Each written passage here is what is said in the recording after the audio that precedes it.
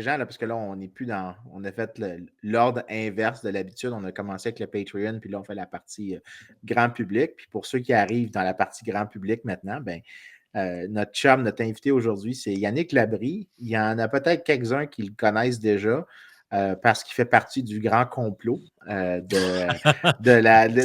grand néolibéralisme québécois. Donc, Oui. il fait partie des gens qui sont payés par des compagnies de tabac, des compagnies de pétrole.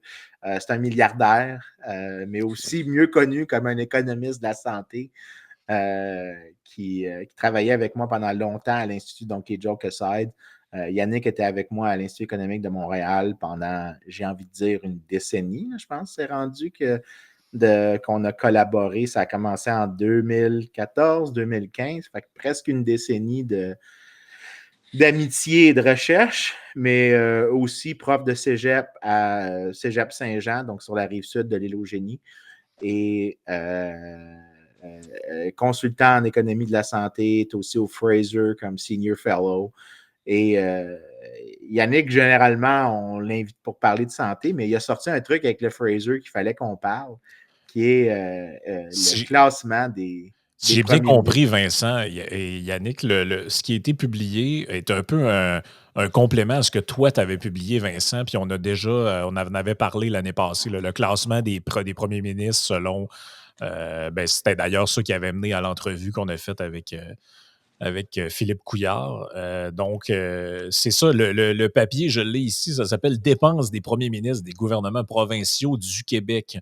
Et là, bon, on a quand même une infographie qui est assez sympathique. Yannick, je vais la faire apparaître à l'écran, puis peut-être tu pourras expliquer un peu le contexte du papier. Donc, c'est ce graphique-là ici où on voit, bon, tous les régimes depuis essentiellement Jean Lesage. Donc, on voit la période Lesage, évidemment, le premier Robert Bourassa, René Lévesque, le deuxième Bourassa, Parizeau, Bouchard, Landry, la période Jean Charest jusqu'à aujourd'hui, finalement. Et c'est ça, je te laisse peut-être expliquer un petit peu plus dans les détails. C'était quoi l'objectif du papier?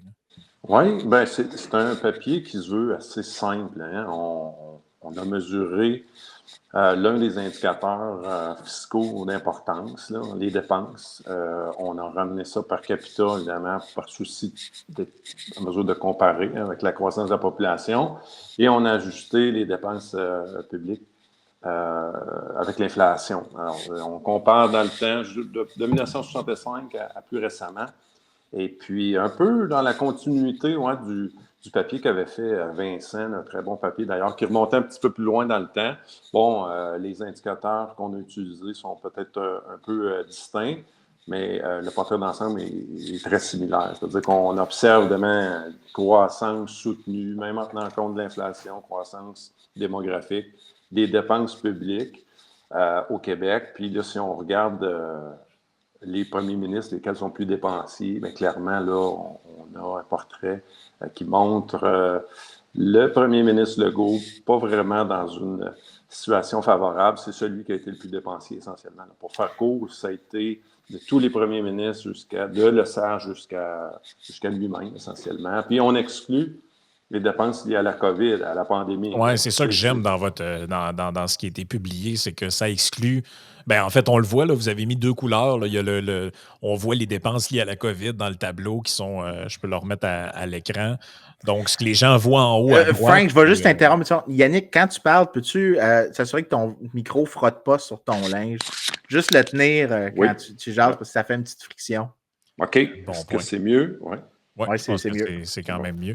Donc, c'est ça, on le voit dans le tableau à droite, là, les gens qui sont en visuel. Pour ceux qui sont en audio, donc on voit le tableau dont j'ai parlé et on voit les 3 années qui sont mesurées dans le tableau du gouvernement Legault et on voit là, en jaune ce qui est par-dessus, ce sont les dépenses liées aux mesures COVID, mais même si on les exclut, on voit qu'il y a quand même une hausse marquée des dépenses.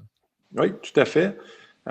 Si on regarde aussi, il y a un autre indicateur qui est intéressant, c'est quel est le pourcentage d'augmentation aussi. Hein, durant le règne Legault, ça a été le 3e premier ministre qui a augmenté les dépenses publiques par capita le plus en pourcentage. On est à 7% par année, lorsqu'on tient compte de l'inflation, c'est énorme. C'est énorme. Ceux qui ont fait pire, il y a Jean-Jacques Bertrand, mais qui était là pendant qu'une seule année. C'est qu'un seul budget qu'on a donné pour Jean-Jacques Bertrand dans les années 60. Le premier règne de Robert Bourassa aussi. Donc, au début des années 70, la première tranche des années 70, là, on était là, dans un esprit de dépenses sans limite. Mais là, de nos jours, d'avoir du 7%, compte tenu aussi des montants absolus là, qui sont élevés. On parle de 15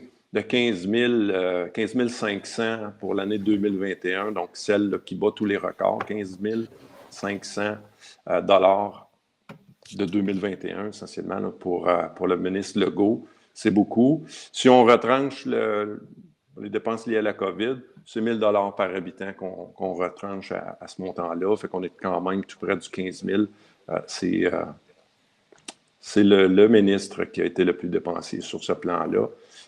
Et donc, ça en dit beaucoup. Puis, je ne sais pas si Vincent, tu te rappelles, j'avais signé un texte au tout début, là, quand le ministre Legault, la CAQ avait été élue pour la première fois, en 2018.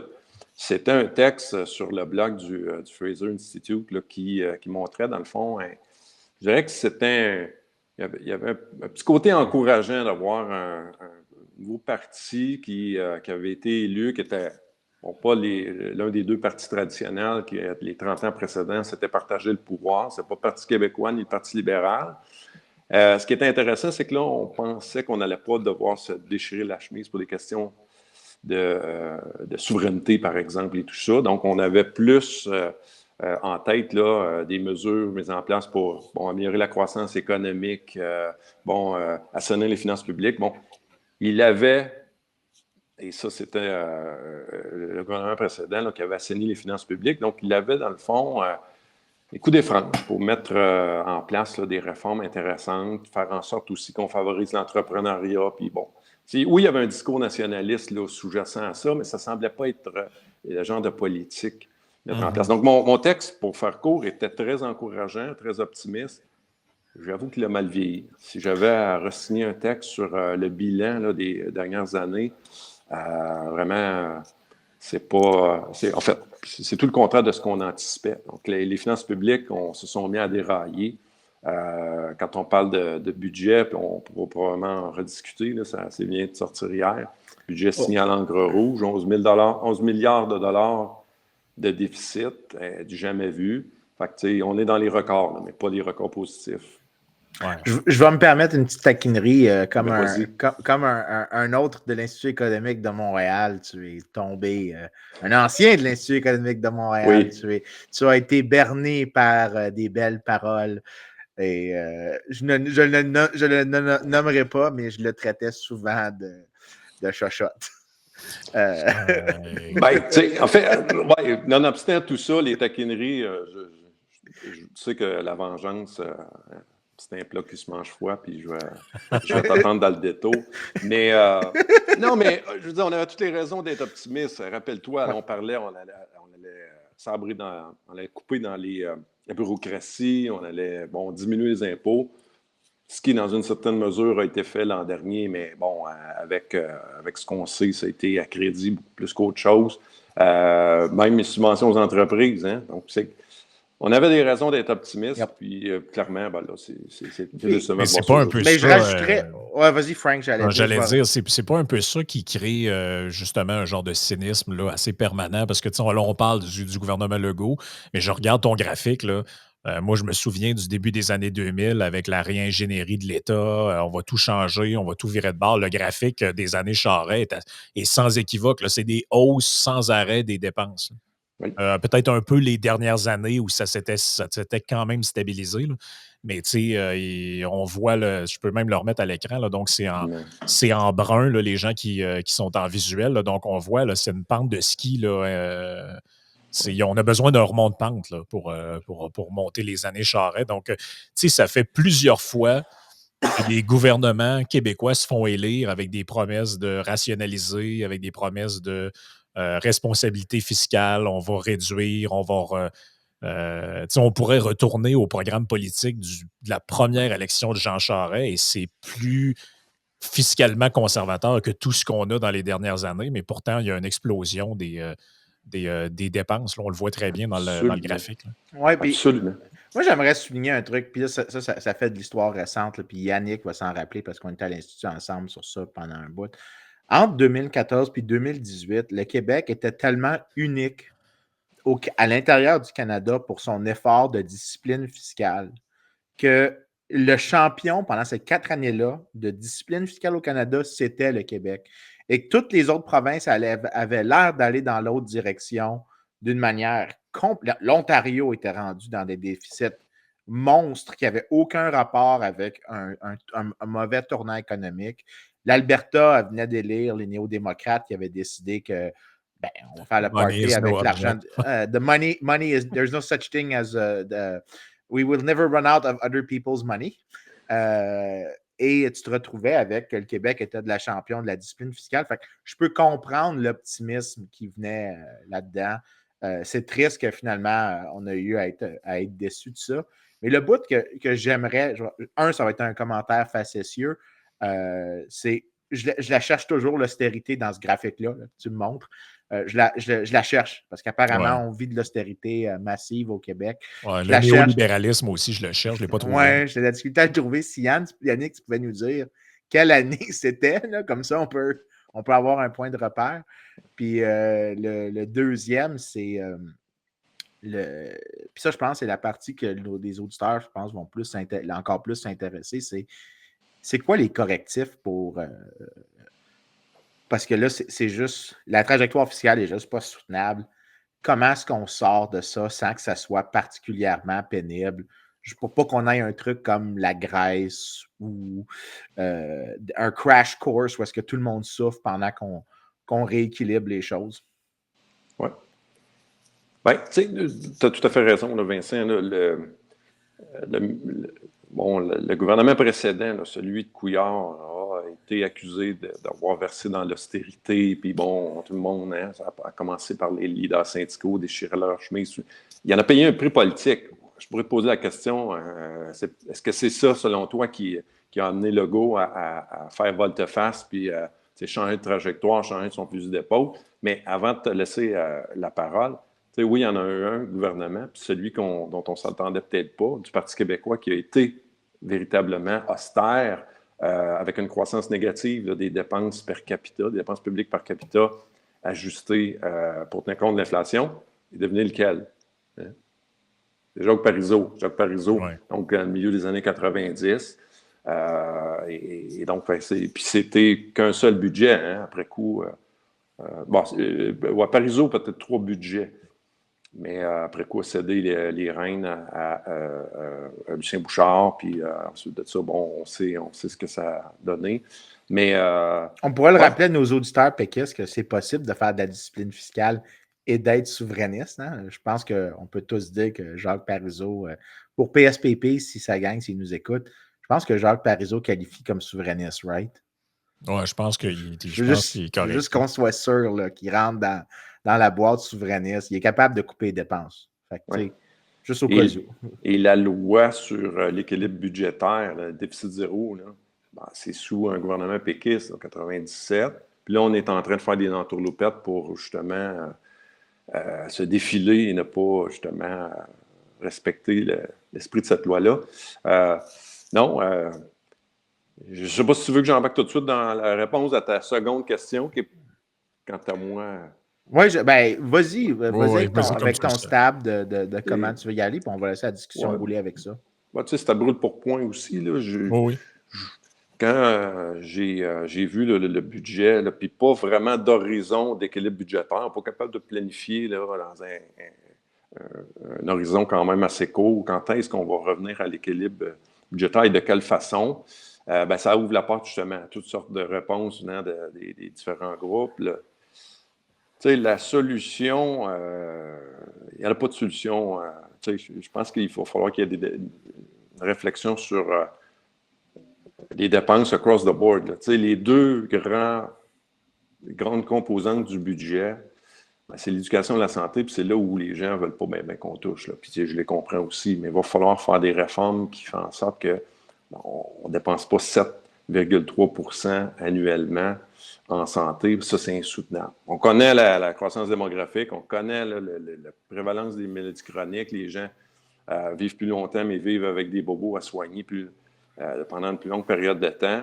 Il va falloir s'inspirer de ce qu'ont fait d'autres pays pour rendre leur système de santé plus efficace. Ça, j'ai toute une série de solutions. Et puis en éducation aussi, là, tu parlais du 7 % mais je pense que cette année, on est à 9,5 % d'augmentation des dépenses en éducation. Je ne pense pas qu'on peut dire que c'est parce qu'il y a un baby boom. Là. Si les naissances avaient explosé, puis on se disait, bon, il faut construire plein d'écoles parce que les Québécois, là, pendant la pandémie, ils faisaient des enfants. Là, il faut construire des CPE, des écoles. Le taux de natalité, il est flat et les dépenses en éducation explosent. Il y a quelque chose de pas normal là-dedans. Là. Oui, absolument, absolument. Puis, tu sais, on l'a vu, là, il y a eu récemment des manifestations, des grèves dans le secteur public. Ça a touché beaucoup de monde de l'éducation. Puis, tu sais, dans le cadre de ces manifestations-là, un message fort qui revenait, c'est on n'est pas suffisamment financé, on n'a pas suffisamment de ressources pour mener à bien notre mission, puis ça en prend plus, puis tout ça. Moi, j'ai regardé déjà avec un collègue de l'Institut Fraser comment avaient évolué les dépenses dans le temps au Québec. Puis, contrairement à ce qu'on entend fréquemment dans le discours syndical, non, les ressources continuent à augmenter malgré une population, puis je pense que, Frank, tu l'as bien résumé, là. On n'a pas un baby boom, on n'a pas un accroissement considérable de la population étudiante, puis on n'arrive pas justement à livrer des services de qualité. On a toujours, on dirait, plus de problèmes. Je pense qu'on s'en invente aussi, là. Puis on ne trouve pas des moyens là, d'être efficace dans la livraison de ces services-là. Ça, c'en est un gros enjeu. Ben écoute, j'ai presque honte de rester sur l'éducation, étant donné le parfait segue que tu nous as donné sur la santé et tes affaires. Mais Frank, je viens de t'envoyer un graphe. Puis ça, je pense pour les gens qui sont à l'audio, je vais le décrire, mais pour les gens qui sont au visuel, le graphe est absolument clair de par lui-même. C'est les dépenses publiques par étudiant, donc écolier, en orange que tu peux voir sur le graphique. Et en bleu, c'est les scores de maths des tests PISA. Tu vois que les dépenses ont augmenté depuis 2006 par enfant, là. Pas de dépenses totales. Ce qu'on dépense par tête de pipe, c'est à peu près 20 % plus élevé qu'il y a 20 ans, plus ou moins 20 ans. Mais les résultats n'ont pas amélioré, les outcomes sont à peu près les mêmes, mais on dépense 20 % plus. Je ne viens pas me dire que le problème en éducation, c'est uniquement un problème de pas assez de ressources. On en pitch des ressources depuis 20 ans. Le taux de décrochage a à peine bougé. Le taux de performance dans les tests a à peine bougé. Puis on dépense 20 % plus par tête de pipe que dans le passé. C'est pas un problème de input. C'est sûr, sur l'éducation, je trouve que la réponse est assez facile. Tu élimines le ministère de l'Éducation, tout le financement qui est donné par tête de pipe aux parents, puis les parents peuvent ensuite se choisir d'une école à l'autre, puis les écoles deviennent toutes des entreprises. Celui-là, c'est le plus facile pour faire une réforme. Mais l'autre que je pense qui est encore plus important, c'est la santé. Puis ça serait stupide, puisqu'on a Yannick ici, étant donné la pile de trucs que Yannick a dit. Mettons que je veux couper les dépenses en santé, là, puis que je ne veux pas sacrifier sa qualité. How? Comment? Ben, tu sais, c'est de les rendre plus efficaces, ces dépenses-là. Là. Tu sais, c'est d'en avoir plus. L'un des problèmes qui se posent actuellement, puis bon, c'est pas juste une question d'accroissement insoutenable des dépenses. Oui, c'en est un, là, on l'a évoqué. Mais tu sais, tu n'as pas plus de services rendus à la population. On a des temps d'attente qui s'allongent. Les chirurgies, je veux dire, les gens qui sont sur une liste d'attente pour plus d'1 an pour une chirurgie, c'est encore une fois un record. OK, on peut bien accuser la pandémie d'avoir envenimé le tout, mais tu sais, je pense que la pandémie a le dos large. Là. Tu sais, ça fait déjà beaucoup de temps. Ça fait au-dessus de 30 ans que l'Institut Fraser mesure les temps d'attente pour avoir accès à des médecins spécialistes, avoir accès à des traitements chirurgicaux non planifiés, là, pas ceux qui sont d'urgence, planifiés plutôt. Puis, tu sais, ça s'envenime d'une année à l'autre. Tu sais, on a encore, à la dernière occasion, là, en décembre dernier, présenté des chiffres. Le Québec, au Canada, et je dirais dans le milieu de peloton, peut-être même dans les provinces qui sont de moins pires, mais ça reste que c'est des temps d'attente qui sont à des années-lumière de ce qu'on voit dans les pays d'Europe. Fait que, tu sais, je ferme la parenthèse par rapport au délai d'attente. Puis maintenant, ben, comment on le rend plus efficace? Comment nos dollars finissent par rendre des services dans des temps opportuns pour les Québécois? Ben là, on est peut-être dans une certaine mesure sur la bonne voie quand on annonce dans le dernier budget le financement de l'activité. Du moins, on revient sur une vieille idée. Financement de l'activité, en gros, qu'est-ce que c'est? Ben, c'est, résumé, l'argent suit le patient. Dans le réseau hospitalier, jusqu'à tout récemment, on avait des enveloppes globales. Chaque établissement avait un budget. Puis d'un an à l'autre, on augmentait le budget selon certaines prévisions de l'inflation, le coût des médicaments qu'on a donnés ou des fournitures, et ainsi de suite. Puis ça n'avait rien à voir avec l'activité de l'hôpital. Tu avais plus de patients, tu n'avais pas plus de budget, tu n'avais aucun intérêt justement à accélérer l'accès parce que une entreprise, généralement, va tirer sur le revenu de sa capacité à attirer des clients, puis donc d'offrir des bons soins dans le contexte de la santé ou d'offrir des services de qualité de manière générale. Puis on n'a pas ces incitatifs-là en santé parce que, justement, il y a l'effet pervers du système, la façon dont il est financé, qui est très anachronique. Et donc ça, vraiment, il faut... là, je présente ça comme étant de quoi de positif, mais j'ai écrit une note économique, Vincent pourra confirmer, il s'en rappelle sûrement, c'était en 2012. Je ne sais pas si Vincent était là au bureau, mais en 2012, la note économique avait le titre suivant « Financement des hôpitaux à l'activité, l'attente a assez duré ».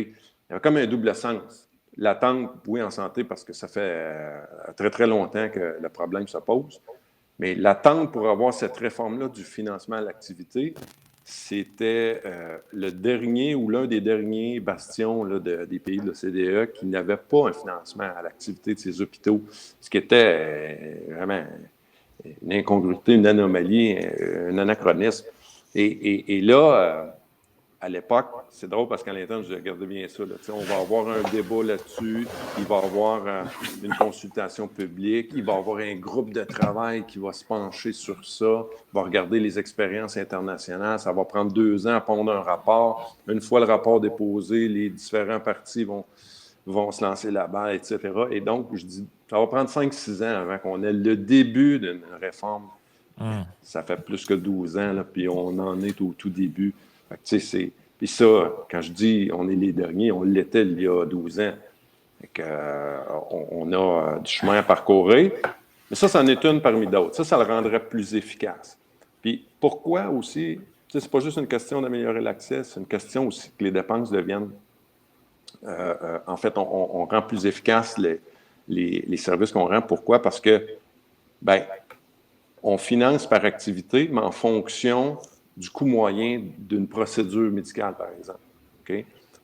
Tous ceux qui sont en haut en termes de dépenses, en termes de coûts, par exemple, une chirurgie de la hanche, vous êtes en haut de la moyenne québécoise, bien là, vous avez intérêt à vous assurer que vos services sont optimisés, que vous êtes plus efficace à rendre l'opération, à défaut de quoi, vous allez être déficitaire au moins dans ce segment-là de vos activités. Puis, à l'inverse, ça va encourager les autres à maintenir leur avantage sur le plan d'efficacité. Et ça aussi, ça amène, oui, un meilleur accès. Oui, ça amène une diminution des coûts par activité. Puis au final, c'est ça qu'on veut. Même si on avait à la limite des dépenses plus grandes, même si, je vous disais, les Québécois, là, on est à 12% à peu près du PIB consacré à la santé. Mettons que c'est 15%. Eux, ils valorisent tellement la santé et les soins, c'est ça leur préoccupation première. De manière générale, là, on ne devrait pas s'offusquer de ça. Je veux dire, c'est le souhait d'une vaste majorité de la population. Et là, le problème, c'est qu'on n'a pas les services en échange des sommes d'argent qu'on investit puis qu'on dépense dans ce secteur-là. Et c'est là où le bas blesse. Parce que jamais on va s'offusquer qu'on a plus de dépenses de loisirs, puis ça croît à un rythme de 7% par année, puis ci, puis ça. Non. Parce que ce n'est pas un problème, c'est des choix individuels, des choix personnels. Mais là, dans un contexte collectif comme ça, 12% et tout ça. Le 12%, du PIB consacré à la santé en soi n'est pas un problème. Le problème, c'est ça. Le problème, c'est les résultats qui. Les résultats ne sont pas là. C'est ça, les résultats ne sont pas là. C'est là, je pense, qu'il vient le problème dans la conversation, c'est qu'on a l'impression que tout l'argent qui est mis sert uniquement à garder le système à flot. Je me souviens d'un message sur Twitter qu'avait écrit Gaétan Barrette à un moment donné, au début de la pandémie. Il avait dit, puis j'ai essayé de le retrouver, je ne l'ai pas retrouvé, il l'a peut-être supprimé, là, mais il avait dit, je me rappelle très bien, seriez-vous prêt à ce qu'on augmente une taxe ou les impôts pour qu'on injecte 5 milliards de plus dans le système de santé et là, avoir vraiment un bon système de santé? Ouais. Et depuis, je pense qu'on a dû mettre le double de ce montant-là et ça ne va pas mieux. Mais tant qu'on ne sort pas de cette illusion-là que on a juste à throw money at the problem puis les problèmes vont se régler d'eux-mêmes. Il me semble que c'est évident que ça ne marche pas, cette recette-là. Oui, tout à fait. Puis, tu sais, j'ai juste évoqué, Frank, tu as raison, là, je ne t'obstine pas du tout là-dessus. Puis là, j'ai parlé de financement à l'activité. Puis, pour moi, l'auditeur moyen, là, ça semble être encore quelque chose de technocratique. Puis là, tu sais, puis j'avoue que c'en est. Le problème à la base est un problème de l'échec de la planification centrale. Tu sais, en santé, on a un système, regarde, on ne se le cachera pas, c'est un système à la soviétique. Il n'y a pas de mécanisme de marché, il n'y a pas de mécanisme de prix, il n'y a pas de concurrence. Surtout dans notre contexte à nous, là, je veux dire, on fait tout pour exclure la concurrence entre les différentes organisations privées, publiques, tout ça. Fait que c'est pour ça qu'on n'a pas le choix de recourir à des moyens de substitution là, qui sont, par exemple, le financement à l'activité. Mais fait que ça reste imparfait. Il n'y a pas de modèle étranger où on se dit, regarde, on a eu cette réforme-là, puis ça roule. Mais il combine plusieurs éléments importants qu'on voit dans à peu près tous les secteurs de notre économie. Là. Quand je dis les mécanismes importants, le système de prix, de concurrence et tout, la concurrence, c'en est un autre aussi élément manquant à notre système. Là. Tu sais, des hôpitaux privés. On a parlé des 2 mini-hôpitaux à un moment donné en campagne. Là, je ne sais pas si c'est mort au feuilleton. Ouais, c'est ça. Il faudrait que vous demandiez à votre ancien collègue ce qu'il en pense. Ouais, celui qui a vendu son âme pour un comté. Là. Mais il y a 2 choses que je veux mentionner. Puis je pense que le premier, c'est pour dire à quel point il y a du planisme, de planification centrale en santé. Yannick va se souvenir de cette histoire-là. Et moi et Yannick, on en rit de cette histoire-là là, pour les auditeurs. Mais puis tu le sais exactement. Yannick, il rit parce qu'il sait exactement où est-ce que je m'en vais. C'est l'histoire la plus débile qu'il y a jamais eue. Mais la personne nous a conté ça de manière très sérieuse. Et ça te montre à quel point c'est inquiétant de penser, de voir comment la saucisse est faite. On a un lunch à un moment donné avec le ministre de l'époque, celui qui était Bolduc. Et il nous explique qu'il y a un fichier Excel. Vous voyez, ça s'en va, hein? Un beau fichier Excel. Puis il y a toutes les rangées, c'est tous les hôpitaux du Québec. Puis il y a 200 colonnes avec tous les indicateurs. 40 000 lignes. Excuse-moi, c'était 40 000 lignes, mais tu avais tous les centres de services au Québec avec tout. Puis il y avait tous les points d'information. Puis là, il était capable de comprendre le système de santé avec ce fichier Excel-là. Et il nous a dit ça à une tablée d'économistes. Il y avait moi, toi, il y avait, je pense, Michel Kelly-Gagnon. Il y avait Marcel Boilly. Ah oui, ça devait être. J'avais oublié que Marcel était. Je me souviens plus. Ça fait longtemps, ça fait 10 ans, là, même plus que ça fait 12 ans. Mais il nous a dit ça tout à fait sérieusement. Et c'était la même chose que les Soviétiques faisaient pour planifier l'économie. Ils avaient ce qu'on appelle des input-output tables, puis ils avaient des grosses matrices dans lesquelles il y avait codé des séries d'informations et ils avaient des manières de planifier l'économie avec ces matrices de données. Ils étaient capables, dans leur tête, de comprendre toute l'économie soviétique avec ça. Comme s'ils designaient un site web, finalement. Là. On dirait exactement. Que têtes, là. Mais je pense qu'on peut dire que cette approche-là à l'activité économique, je veux juste souligner que l'URSS est un flop. Fait que faire la même chose, mais sur un système de santé, tu vas te retrouver, bon, c'est sûr qu'il opère dans une économie de marché avec des signaux de marché autour, donc c'est sûr que ce n'est pas aussi atroce. mais tu vas te retrouver avec des résultats dans la même catégorie, même si ce n'est pas le même degré. Ça, c'est la première chose que je veux dire. La deuxième, c'est le graphique, Frank, que je t'ai envoyé. C'est un truc du Fraser. Pour les gens qui ne le croient pas, là, parce qu'on dit le temps d'attente, il augmente au Québec. Les gens vont généralement dire ben oui, mais ça fait partie du problème. Si tu descends et tu regardes le 14 pour le Québec, là, ça, c'est les temps d'attente entre ta rencontre avec un généraliste et ta rencontre avec un spécialiste. Donc, entre diagnostic et traitement spécialisé. En 1994, tu devais attendre 4,5 semaines avant d'avoir ton traitement. Donc, après ton referral.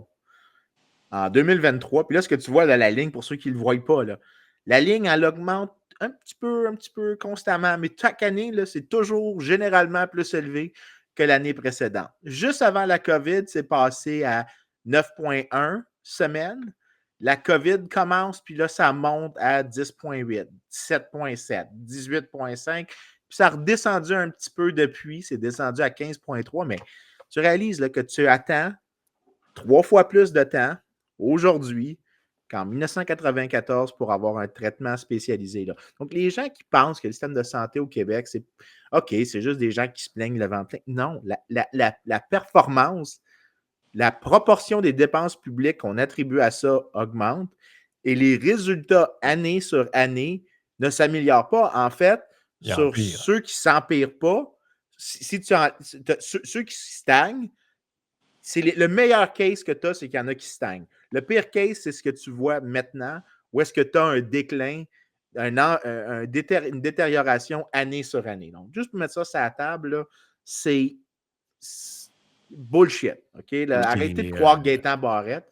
Là, je veux relancer Yannick avec un truc. Mais juste dire une précision sur ce graphique-là, puis sur ces données-là, c'est qu'à mon avis, c'est peut-être encore pire que ça, les chiffres pour ce qui est du gouvernement, parce que depuis quelques années, on envoie les gens subir des chirurgies mineures ou des chirurgies électives ou des soins de santé dans des cliniques privées, rien qu'en masse, là, ce qui n'existait pas, en tout cas, à moins que je me trompe, dans les années 90. Là, en tout cas, ce qui existait beaucoup moins. Il y a plein de gens, moi, que je connais, qu'ils devaient voir un spécialiste ou subir un IRM ou ce genre de truc-là, puis ils ont fait ça dans le privé. Là. Parce que c'est le système qui, même pour rattraper des retards qui ont été cumulés pendant la pandémie, le gouvernement envoyait des gens du public dans ces cliniques-là. Là. Donc, si on n'avait pas l'apport du privé dans ces chiffres-là, à mon avis, ce serait pire encore. Là. Oui, tu as raison. Puis, tu vois, au début, je ne comprenais pas le commentaire que tu voulais faire, mais c'est ça. Hein? La situation serait pire si on n'avait pas justement eu recours à des cliniques chirurgicales privées.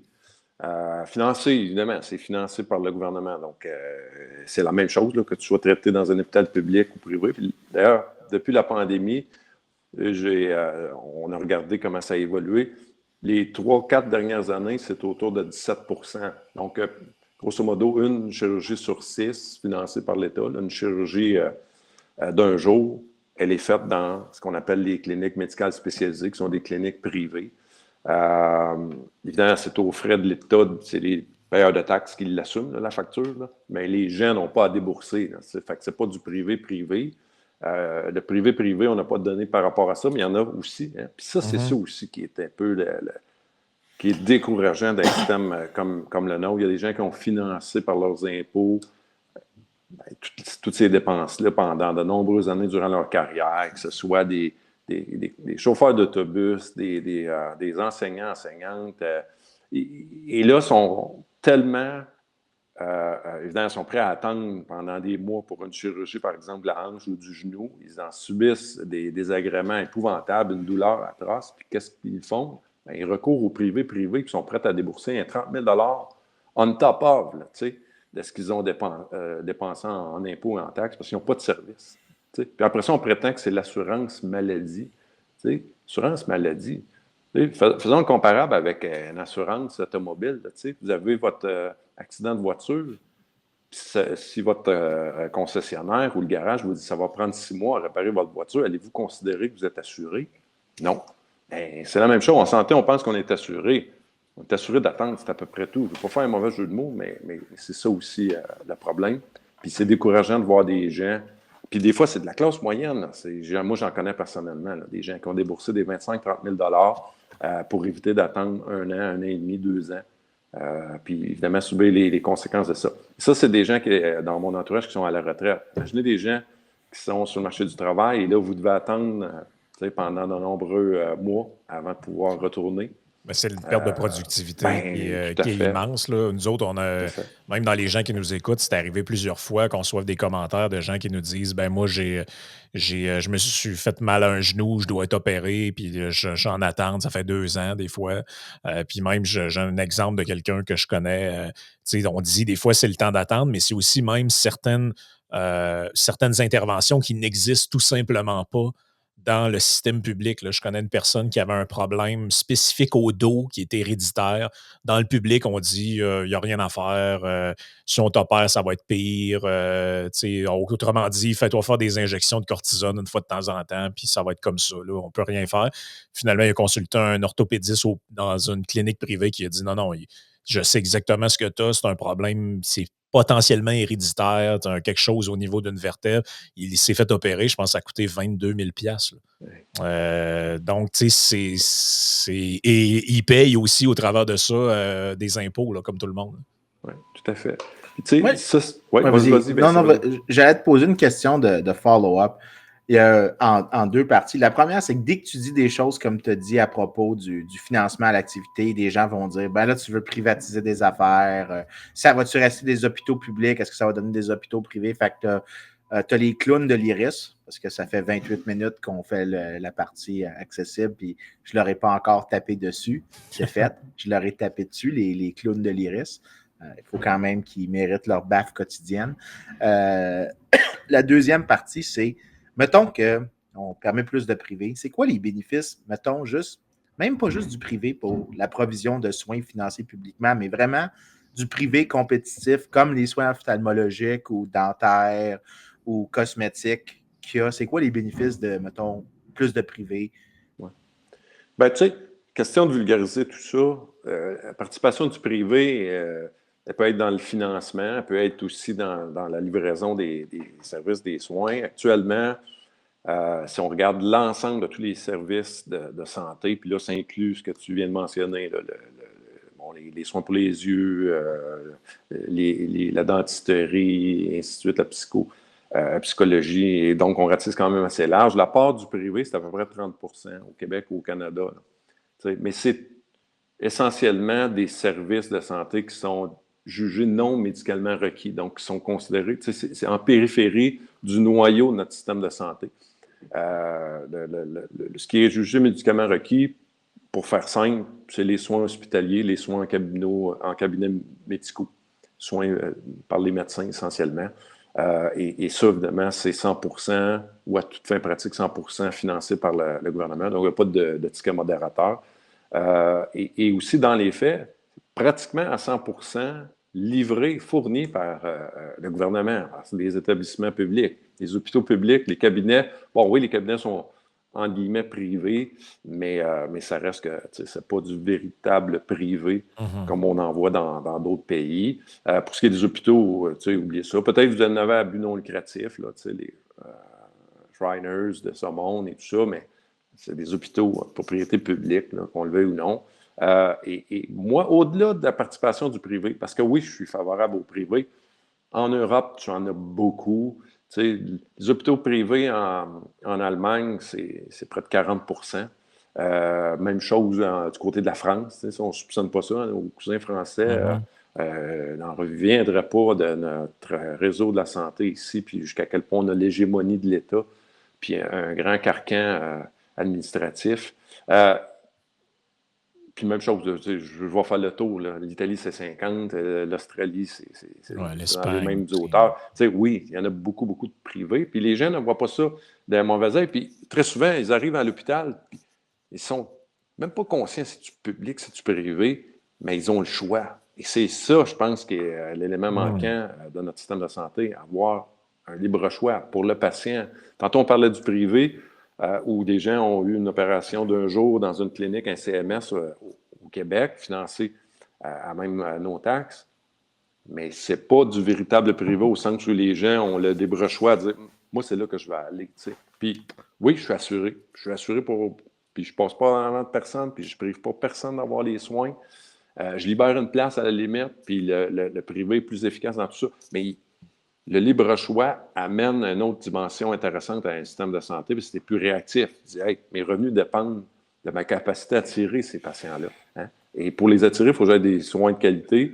Mon service doit être au rendez-vous, puis je ne dois pas les faire attendre. Les faire pointer sur une file d'attente, là, je veux dire, Mais la raison que je demandais ça, c'est sur l'aspect plus innovation, parce que je pense au secteur des soins ophtalmologiques, donc les chirurgies correctives de la vue. Tu regardes les gains de productivité qu'il y a eu en termes de qualité technique de la chose, tu vois que, le volume de traitement a augmenté massivement, mais les prix ont baissé massivement à travers le temps. Puis ça, c'est même pas ajusté pour la qualité. Donc, ceux qui ont eu, si on est des auditeurs plus vieux qui ont eu leur chirurgie corrective de la vue en 98, c'est vraiment pas la même chose qu'une chirurgie corrective de la vue aujourd'hui. En fait, l'industrie de la vision corrective n'arrête pas de mentionner que, apparemment, un des méfaits dans le passé de la correction, c'est que toutes les lumières la nuit avaient des halos autour que tu voyais et la légende est restée autour de ça alors que c'était vrai au début, mais maintenant, les techniques ont tellement progressé que ce problème-là n'est plus présent du tout dans les corrections.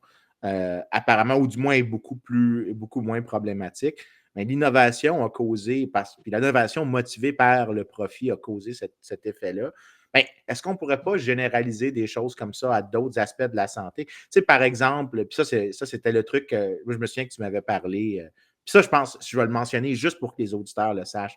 Parce que tu as tout le temps les hosties de colons de QS qui se mettent à faire du bashing contre les pharmaceutiques, soulignant, regarde, les dépenses pharmaceutiques augmentent, ils sont méchants, mais ne soulignant pas que souvent, les pharmaceutiques, c'est une innovation qui permet d'éviter les hospitalisations, qui est beaucoup plus coûteuse que le traitement par médicament rétroviral ou par certains types d'autres médicaments. Est-ce que tu as, c'est que tu n'as pas besoin d'un lit en hôpital pour traiter quelqu'un. Il y a plein de maladies aujourd'hui ou plein de traitements que tu peux sauver 2 ou 3 jours de traitement en hôpital qui est massivement plus coûteux. Puis que je pense que c'était le chiffre que tu m'avais montré, c'était pour chaque dollar de plus en dépenses pharmaceutiques, tu épargnes $1,60 ou quelque chose comme ça en dépenses d'hospitalisation. Donc, au net, ça réduit. Mais le pharmaceutique, c'est un des domaines, oui, massivement réglementé, mais il y a une shit tonne de profits que les pharmaceutiques font. Et donc, motivés par le profit de la même manière que les ophtalmologiques, ils ont une drive à nous épargner des ressources, à augmenter les résultats. Fait que je vois vraiment le point, tu peux voir où est-ce que ça s'en va, c'est à quel point permettre plus de recherche de profit, là. Puis je sais que pour les Québécois, ce que je viens de dire, ça fait une réaction complètement épidermique. Oh mon Dieu, il a parlé de profit en santé. Ben oui, mais le profit, à un moment donné, c'est quelque chose qui pousse à réduire les coûts, à innover, à améliorer la qualité des soins. Parce que si tu réussis à conquérir le marché, ben, tu fais une fortune à faire ça. Puis le gars qui vient après toi peut essayer de t'éliminer complètement comme joueur, puis te remplacer, puis lui faire une fortune parce qu'il innove mieux que toi. Mais à quel point il y a un scope pour ce que je viens de dire? Mettons, tu vois-tu des limites à ça? Tu vois-tu où est-ce qu'on pourrait comme trouver des manières de open the floodgate, let the barbarians in, the end of civilization as we know it? Ça, j'aimerais ça, là, tu sais, pas être honnête. Mais, écoute, je vais prendre tes deux exemples l'un après l'autre, là, celui de la correction de la vue au laser. Là, tu sais, ça a révolutionné pour bien des gens. Là, ça leur a évité bien des problèmes. Ça leur a permis de soit prolonger des carrières. Il y en a d'autres, c'est dans le sport, de mieux performer. Puis, tu sais, ce qui fait le succès, puis je pense que c'est super bien résumé, là, bon, il y a eu une innovation, la baisse de prix, qualité aussi s'est améliorée et ainsi de suite. Plus accessible, bien évidemment, pas d'attente, ou à peu près pas.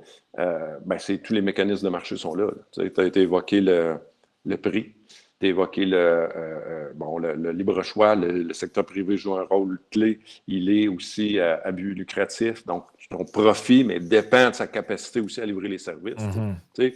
On a souvent l'impression, oui, le profit en santé, puis là, c'est le profit sur le dos du client ou du patient.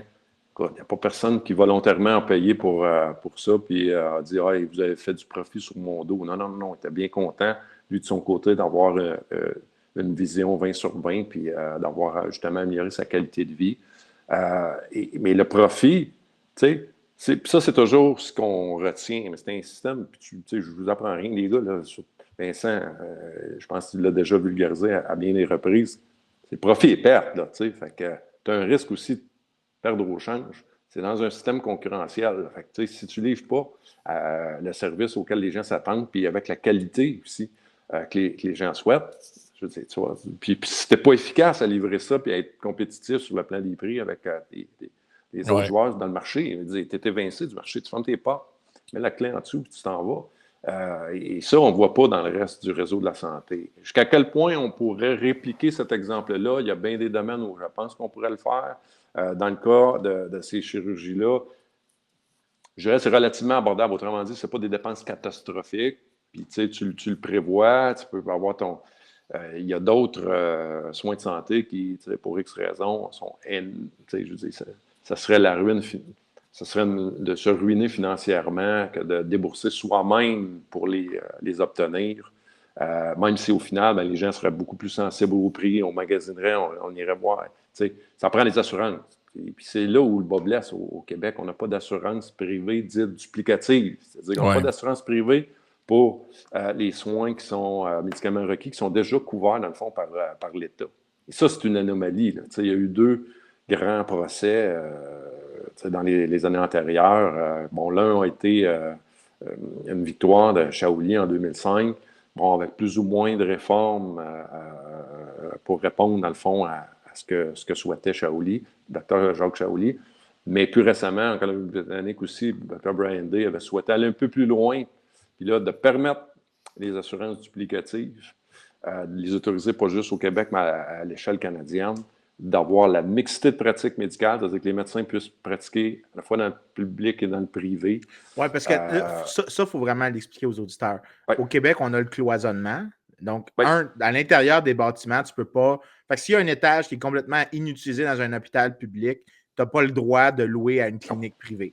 Fait que tu as plein de capacités non utilisées dans certains buildings, puis tu augmentes les coûts des cliniques privées qui veulent ouvrir à côté, alors que tu pourrais utiliser du capital qui est déjà établi. Donc, de un, mais tu as aussi du cloisonnement pour les médecins. Donc, tu ne peux pas être un médecin qui travaille dans 2 univers en même temps. Tu es un ou l'autre. C'est pour ça que si tu checkes les médecins qui sont membres du collège, mais qui ne sont pas inscrits, j'oublie tout le temps s'ils sont inscrits à la RAMQ ou c'est quoi le nom exact? Ils sont désaffiliés. Oui, c'est ça, non-participants ou participants. Les seuls qui sont des non-participants, c'est toujours des psychiatres. C'est tout le temps des psychiatres qui sont les non-participants. Pourquoi? Parce ils sont un peu en compétition avec des psychologues et ils ont des pratiques privées en psychiatrie. Et là, ils n'ont pas besoin de... C'est pour ça que tu regardes, il n'y a pas de généraliste désaffilié de la RAMQ. Il n'y a pas d'omnipraticien désaffilié de la RAMQ. Il n'y a pas de gynécologue désaffilié de la RAMQ. Il n'y en a pas. Les seuls cas, c'est des psychiatres. Oui. Puis, tu sais, il y a eu un débat récemment, ça a fait les manchettes, là, c'est-à-dire on déplore le fait qu'il y en ait de plus en plus qui deviennent non-participants, mais qui font, dans le fond, la navette entre les deux.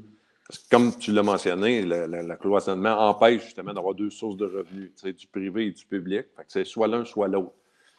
Il y a toujours eu une minorité de médecins qui étaient en marge du système public, puis un peu comme la clinique du docteur Duval, qui, on va opérer, les gens sortent leur carte de crédit, 30 000 pour une opération de l'ange. Je donne des chiffres de même, là, je veux pas m'avancer plus loin sur les prix, ces tarifs, mais ça, c'est une minorité. Maintenant, compte tenu du fait que les médecins, surtout les médecins orthopédistes, là, qui ne sont pas capables, les chirurgiens orthopédistes, ne sont pas capables d'opérer plus qu'une journée par semaine dans le réseau public, ils n'ont pas la possibilité, ils veulent le faire. Ils ont des listes d'attente à n'en plus finir. Ils n'ont pas de salle d'opération à leur disposition. Donc, les gestionnaires du réseau ne sont pas capables de rendre accessible pour plus d'une journée à un médecin un bloc opératoire avec le staff requis, donc infirmières et autres, le matériel et autres, parce qu'il y a tout un paquet de raisons. Bon, on évoque juste pour pénurie de personnel, mais c'est une incapacité. Des chirurgies orthopédiques sont généralement dans la catégorie des chirurgies en termes de coûts, là, qui sont les moins coûteuses. Là. Je veux dire, je peux regarder, je suis sûr que si je vais sur Google Scholar puis je cherche des articles sur le ranking des coûts, c'est des opérations que souvent, probablement, les gens payent out of pocket, passent même pas par de l'assurance, c'est juste que là, l'État a tellement intervenu qu'il y a comme crowdé ce marché-là et tu n'as plus de place pour du privé, alors que, puis je ne veux pas dire que ça compte pour rien parce que c'est pas cher, mais Chris, avoir par exemple une verrue plantaire massive qui nécessite une mini-opération dans certains cas, là, parce que il faut quand même que tu fasses une anesthésie locale pour enlever un morceau de peau. Tu as besoin, tu sais, c'est pas quelque chose qui est facile nécessairement à faire. Mais la personne qui travaille sur ses pieds, elle ne peut rien faire avec une verrue extrême comme ça ou certains types d'infections aux pieds. Puis t'attends pour des niaiseries de même, c'en est ridicule. Que... Ça, un podiatre dans le privé, ça, c'en est un autre type de spécialité que tu vois beaucoup dans le privé, puis les gens vont débourser. Moi, je ne disais pas pour le même type d'intervention. J'ai déjà arrivé d'aller voir un podiatre avec un de mes gars. Puis, un rendez-vous dans l'après-midi, j'ai appelé le matin, là, tu sais, puis... Et c'est là où on s'aperçoit de l'efficacité du privé. Ils n'avaient pas intérêt à me faire attendre pendant 5 semaines. T'sais. Et dans le contexte où on n'a pas de concurrence, puis dans le contexte où les médecins, par exemple, qui sont participants à la RAMQ, ils ont des files d'attente, mais c'est comme si moi, j'avais des clients là, captifs. Là, un après l'autre, ils ont juste à attendre, puis j'ai pas de conséquences à les faire attendre. Ils n'ont pas d'autre option. Fait que, tu sais, ça, c'en est un moyen problème. Puis là, on parle de travailleurs autonomes. Fait que les gens des risques, là, souvent, vont dire « Ah, ben oui, ça en est du privé. » C'est des médecins qui sont, oui, participants à la RAMQ, mais qui ont des cliniques privées à eux, des cabinets médicaux à eux. Mais, je veux dire, c'est des travailleurs autonomes. Moi, j'ai jamais vu de travailleur autonome qui n'avait qu'une seule source de revenus. En fait, il contrevient à l'esprit de la loi quand il fait ça. Ça te prend plusieurs en termes de clientèle variée quand tu es travailleur autonome, je le sais très bien. Et dans le cas des médecins, c'est une anomalie. Je veux dire, il n'y a rien qui justifie qu'on ait le statut de travailleur autonome et qu'une seule source de revenus qui est la RAMQ. Alors, moi, j'ai toujours plaidé pour qu'il y ait la possibilité d'avoir, en supplément de ce qu'ils font dans le secteur public, la possibilité de faire des heures supplémentaires dans le privé. Tu sais, oui, tu peux le réglementer. Supposons que c'est 35 heures minimum ou 40, peu importe. Puis après coup, tu vas en faire 5, tu vas en faire 10 de plus dans le privé. Pourquoi qu'on t'en empêcherait? C'est plus de patients que tu vois. Je veux dire, ça favoriserait l'accès. Tous les pays d'OCDE, je l'ai vu, là, je vous dis, tous les pays permettent ce que j'appelle la pratique médicale mixte, là, que ce que je viens de décrire. Donc, d'avoir des heures disponibles pour le public, des heures disponibles pour le privé. Puis c'est réglementé, dans le sens où, pour la plupart des pays, je veux dire, tu dois au minimum faire un certain nombre d'heures pour le réseau public. Puis on top of that, tu peux pratiquer dans le privé. Puis, ça ne fait pas scandale. Tu sais, le Danemark, les pays scandinaves, c'est souvent des modèles ici pour les sociodémocrates québécois. Là, on l'évoque souvent. Puis même ceux qui sont d'obédience libérale. Puis, tu sais, je veux dire, on parle d'État-providence assez généreux. Là. Je pense que le Danemark, ça doit être 60% du PIB, les dépenses publiques. Mais malgré tout, dans le système de santé, ils ont tout ce que nous, on n'a pas. Des hôpitaux privés, à but lucratif, un libre choix des patients, des assurances duplicatives. Pour à peu près 40 de la population ont des assurances privées duplicatives, souvent avec l'employeur, mixité de pratiques, financement de l'activité, tu sais, name it, ils sont quand même assez à l'avant-garde là, sur ce plan-là, puis le temps d'attente pas mal moins long qu'ici. Tu me donnes envie de te poser un autre follow-up parce que, Frank, moi, je me souviens que tu avais passé une clip à un moment donné de la grand-messe, also known as, tout le monde en parle, où est-ce que tu avais une question qui avait été posée à Éric Duhem disant que là, le privé en santé, ça prend du temps à créer des médecins de plus, donc ça ne va pas régler le problème. Puis Duhem avait très bien répondu à ça, mais je pense que la subtilité de la réponse avait été complètement perdue sur beaucoup de monde. C'est qu'il y a beaucoup de rigidités qui empêchent les médecins ou le personnel soignant déjà existant d'offrir des soins. Donc, avec des cliniques privées, tu pourras avoir plus de télémédecine, donc moins de temps perdu avec des diagnostics en personne. Tu aurais probablement plus d'innovation avec je ne sais pas comment traduire ça en français, mais scope of practice, d'avoir des infirmières qui peuvent faire certains actes médicalement réservés. Donc, d'ajouter, des petites libéralisations on the side permettrait de, comme, au minimum, améliorer l'efficacité de la dépense publique. Sans même inclure sans même parler du privé, ça peut être indépendant de ça, mais la quantité de restrictions qui existent, de rigidité qui existe dans le système, mettons que, t'en as-tu des mesures qui sont, la raison que je pose cette question, c'est, t'en as-tu des mesures qui sont aucun lien avec plus de privé, mais qui seraient des mesures pro-marché d'une certaine manière, qui iraient dans le même sens d'améliorer le problème? Là, j'ai parlé des infirmières, mais y a-tu autre chose qu'on pourrait faire qui ne nécessiterait même pas de dépenses publiques additionnelles ou un changement des dépenses publiques? Et juste avant que Yannick réponde, là, mais ce que tu dis là, sur le rendre, par exemple, permettre à des infirmières de pratiquer certains gestes, tout ça, ça existe au Québec, dans le nord du Québec. Moi, je connais il y a des gens dans ma famille qui ont pratiqué les soins infirmiers puis d'autres de la médecine. Et dans le nord du Québec, il y a des choses qui se passent qui sont illégales, mais qui sont permis par l'éloignement. Donc, c'est-à-dire que vous êtes une infirmière, vous êtes dans un village dans le nord du Québec. Il n'y a pas de médecin à moins de 250 km. Il y a quelqu'un qui arrive avec une fracture ouverte, vous vous en occupez, puis vous faites ce que vous avez à faire. Là. Et ça fonctionne.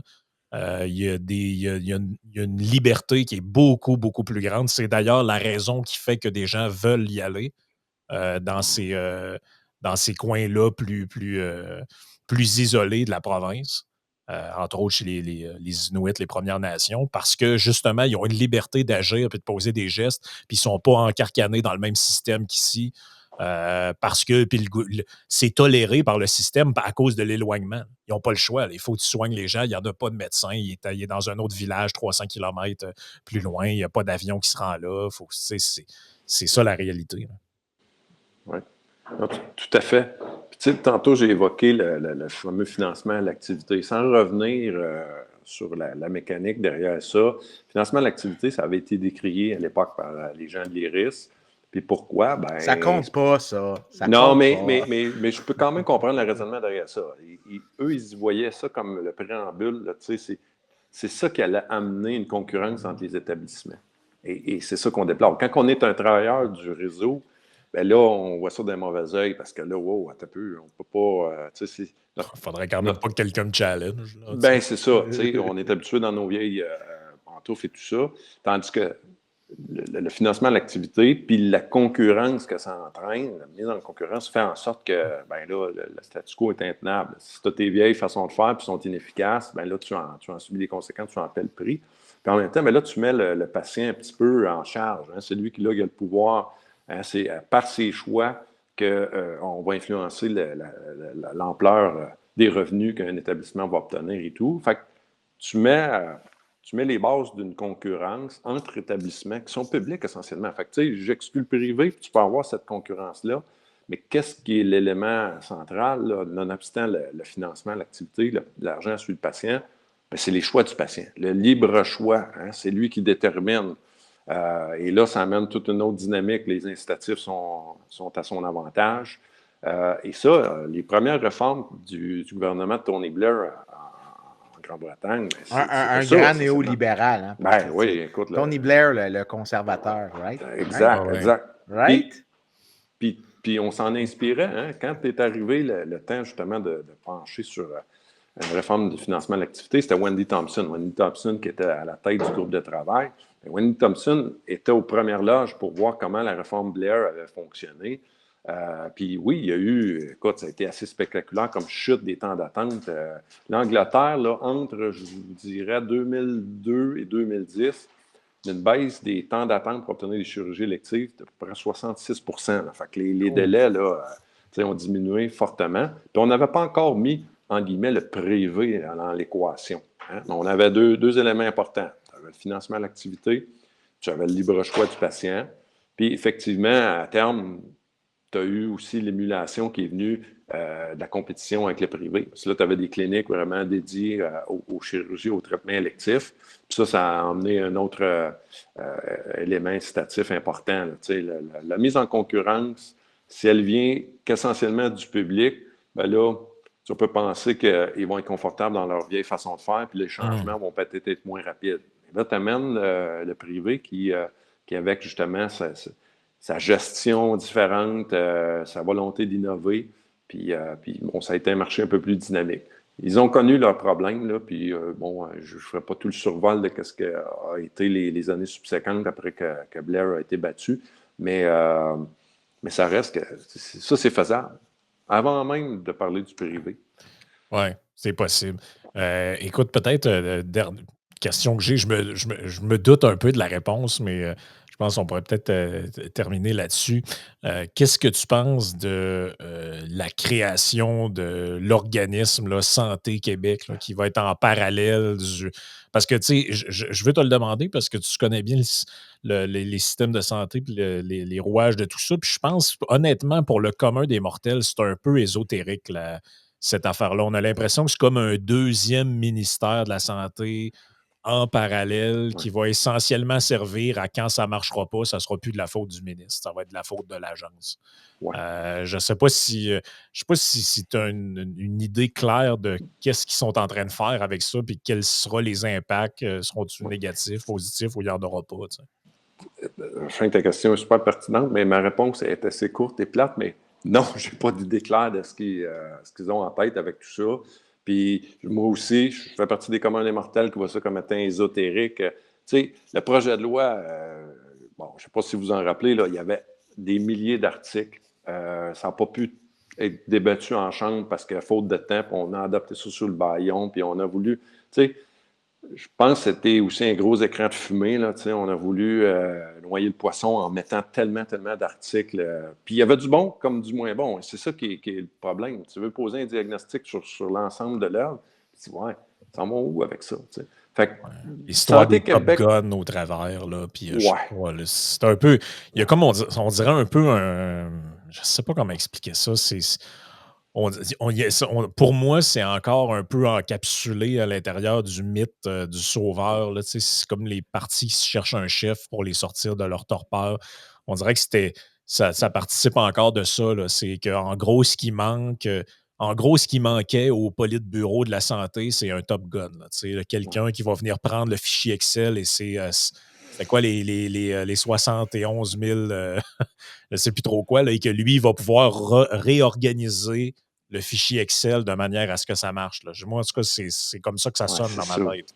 Absolument. Puis, bon, tu sais, de vouloir dépolitiser la santé, puis de faire en sorte, tu sais, d'avoir un organisme dédié à la gestion, l'administration du système qui en est imputable. Là, donc, les gens qui seraient à la tête de ça, ce serait eux qui auraient à répondre aux questions. Puis, dans un certain sens, je ne trouve pas si vilaine l'idée comme quoi tu ne veux pas que ce soit le ministre du jour qui soit celui qu'on va pointer du doigt aussitôt qu'il va se passer quelque chose, un petit scandale. Oui, il doit répondre à la population, mais pour revenir sur l'anecdote que Vincent a racontée au sujet de Bolduc, quand on l'avait rencontré autour de la table, il y a plusieurs économistes, puis lui, son fichier Excel de 40 000 lignes, puis il envoyait un petit courriel à chacun des dirigeants des hôpitaux le matin, je pense à 4h30, 5h, il était de bonne heure sur le piton, puis il était allumé, il passe un tel avant l'autre sur ta liste d'attente, puis fait ci, fait ça. Il y a beaucoup de micromanagement à l'époque. Puis l'un des économistes dans la salle, que j'avais trouvé très bon, j'hésite à le nommer parce qu'il ne m'a pas donné l'autorisation de le dire, là, mais il a posé la question, il dit oui, mais vous, là, vous êtes très bon, là, vous êtes un très, très bon ministre de la Santé, mais qu'adviendra-t-il quand on en aura un moins bon éventuellement? Puis là, il a répondu bien sérieusement. Le pire, c'est que je peux imaginer, je me souviens pas de ça, mais je sais exactement c'est qui a dit ça. Je sais exactement c'est qui a dit quelque chose de même. Oui, exactement. J'avais trouvé ça excellent, mais ça révèle justement tout ça, là, les limites de la planification centrale, puis de vouloir avoir un Santé Québec à part avec ses propres gestionnaires, fait que là, ça t'enlève l'obligation d'avoir un bon ministre de la Santé. C'est ça que, dans le fond, j'avais le goût de dire par rapport à Santé Québec. Là. Ça, je vois ça grosso modo, d'un bon oeil. Puis là, on diminue le nombre des conventions collectives. Là, je pense qu'on avait 130 différentes à CAP. Puis bon, puis la volonté d'avoir plus de flexibilité, là, le personnel qui puisse aller là, d'une région à l'autre sans être pénalisé. Puis tout. Ils ont vraiment des grands problèmes d'organisation du travail. Là. On a des problèmes. Mais il y a une volonté de centraliser aussi qui me tique. La centralisation, je veux dire, on l'a vu, là, on l'a vu depuis de nombreux. Là, on a nommé Bolduc tantôt, mais Barrette, c'était la même chose. Puis il y en a eu beaucoup qui ont versé dans la centralisation. Puis décentraliser un réseau, c'est de ramener ça plus près des gens. Les gens qui sont dans un système décentralisé, les gens qui sont sur le terrain sont mieux à même de connaître c'est quoi les besoins, c'est quoi les problèmes, quelles sont les meilleures façons aussi d'y répondre. Puis il y a des réalités locales que planificateur central en haut, aucune idée, n'est pas capable de centraliser ces connaissances-là, ces informations-là. C'est des informations tacites de terrain.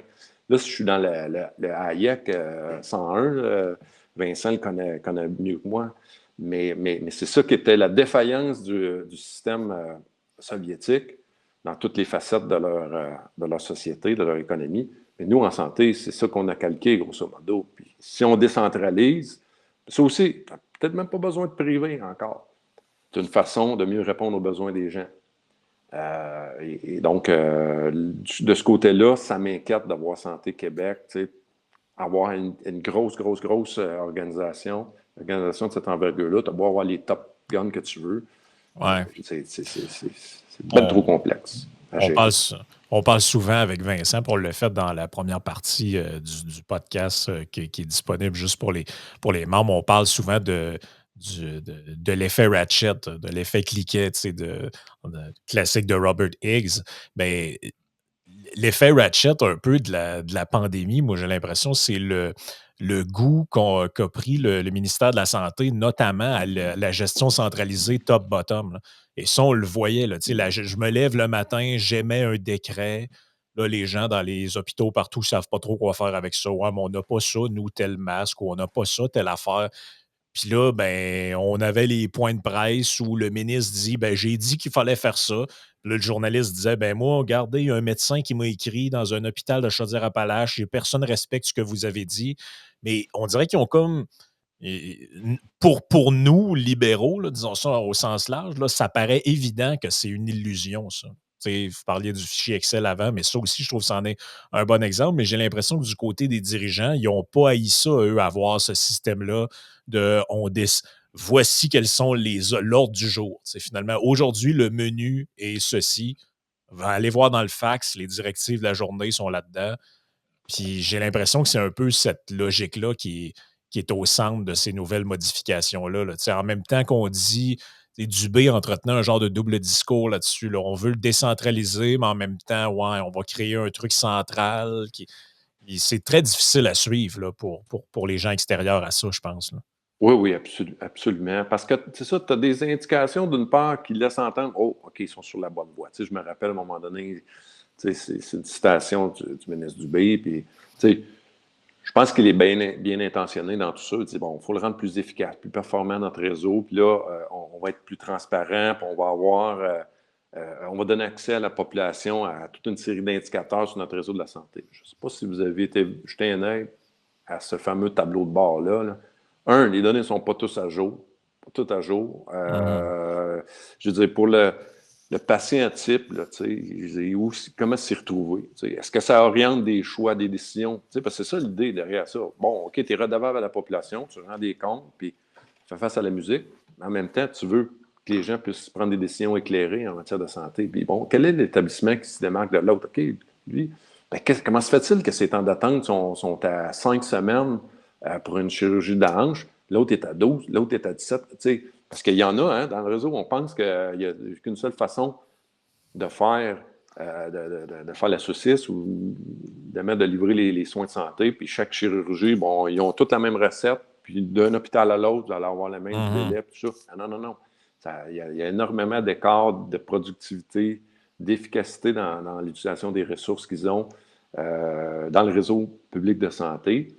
Puis Puis c'est ça aussi l'erreur de gens qui, de l'extérieur, vont critiquer, par exemple, le privé. Ils disent, le privé, là, il va cannibaliser le réseau. Là. Il va aller chercher des ressources, puis il va en avoir moins pour le public, puis au final, ben, c'est les gens dans le public qui vont entendre plus. Non, mais moi, j'ai des petites nouvelles pour eux. Dans le privé, ça opère. Puis là, il y a un double sens à mon jeu de mots, là, mais ça opère dans le sens où ils n'ont pas intérêt à ce qu'il y ait des blocs opératoires inutilisés pendant 4 jours sur 5. Puis le personnel se présente parce que les conditions de travail sont intéressantes. On passe, peut-être que c'est des cas plus simples, qu'importe. On libère une place. Puis si vous êtes capable de faire dans votre journée, je ne sais pas, l'opération de la cataracte, vous en faites 8 ou 10 à l'heure. Je lance des chiffres. Puis vous en faites 8 ou 10 dans la journée dans le public, on s'entend-tu clairement plus efficace, puis ton attente va être moindre à faire participer le secteur privé. Mais là où je veux en venir avec ça, c'est ça. Pour boucler la boucle, on a des indications comme quoi ils sont bien intentionnés. On va être transparent, on va avoir les fameux tableaux de bord, on va montrer à la population qu'on leur rend les comptes, on va avoir des hôpitaux privés, des mini-hôpitaux. Les mini-hôpitaux privés, bon, ils n'ont pas encore vu le jour. Mais là, on a toute une série de critères là, qu'on leur impose. Là. D'abord, il y en a un qui va être à Québec. Il y en a un qui va être à Montréal. Celui à Montréal sera évidemment dans une zone que nous, les planificateurs, avons jugé que c'était l'endroit où les besoins étaient plus criants. Quel type de besoins? Les personnes âgées, la pédiatrie à Québec. Puis là, on impose bon, il y aura pas il va y avoir une urgence 24 heures. Il n'y aura pas de salle d'opération. On est dans la micro-gestion. Là. Il y a pas, on veut faire participer les entrepreneurs. Mais là où est la plus-value de l'entrepreneur, c'est à déterminer justement quels sont les besoins et les meilleures façons d'y répondre. Mais là, c'est les planificateurs centraux encore, les fonctionnaires là, qui gèrent tout ça. Fait que, tu sais, d'un côté, tu dis, OK, tu vas avoir une participation accrue du privé. Mais regardez comment que le privé a les mains liées, comment qu'on leur impose des conditions qui sont irréalistes. Tu sais, des urgences 24 heures, ça n'a pas de bon sens. On pourrait se ramasser finalement que il n'y a de privé dans ça que le béton. Là. Ce serait malheureusement possible. Donne-leur jamais des idées. Hein? Non, c'est ça, c'est vrai. Il ne faut pas que je dise des affaires de même. Dernière fois, on se retrouvait avec des libéraux qui proposaient de nationaliser l'hydrogène. Fait que ferme ta gueule. Ouais, c'est ça. Il faut que j'arrête avec ces trucs-là. Merci beaucoup, Yannick, d'avoir été avec nous pour. Finalement, on a fait un peu 2 sujets, là, mais qui revient. Oui. Tout ça revient un peu au même constat, en fait. Là. C'est l'explosion des dépenses avec les dépenses explosent, mais la qualité des services, elle, a plutôt tendance à imploser. Fait que c'est comme une relation inversée, on dirait. Merci d'avoir été là. Merci à Vincent aussi d'avoir renchéri avec plusieurs graphiques, plusieurs trucs intéressants. Ouais, c'est bon que les gens... Parce que pour vrai, il y a tellement de bullshit qui se dit en santé là, que c'est bon de mettre une image de temps en temps. Merci à vous deux, les gars. Ça a été le fun. Puis, hey, Vincent, moi, je vais aller faire un tour cet été. Je vais aller te voir. Tu viendras voir une game des Nationals cette temps. Ouais, je m'ennuie de toi. C'était le fun de te voir. Salut, boss. Good. Salut, vous Ciao, deux. tout le monde. Merci.